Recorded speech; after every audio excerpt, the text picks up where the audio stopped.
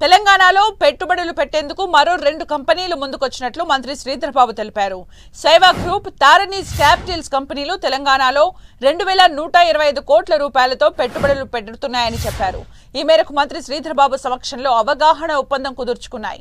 ఈ ఒప్పందంతో మరో 3800 మందికి ఉపాధి లభిస్తుందని అన్నారు. తెలంగాణ రైజింగ్ ను ముందుకు తీసుకెళ్తామని, పరిశ్రమలకు ప్రభుత్వ సహకారం ఎప్పుడూ ఉంటుందని తెలిపారు మంత్రి శ్రీధర్ బాబు. తెలంగాణ పురోగతిలో భాగస్వామ్యమయ్యేందుకు ముందుకొచ్చిన శైవ గ్రూప్, అదేవిధంగా టారనీస్ క్యాపిటల్ తరఫున మా రాష్ట్ర ప్రభుత్వం తరఫున వారికి సాదరంగా ఆహ్వానం పలుకుతా ఉన్నాం.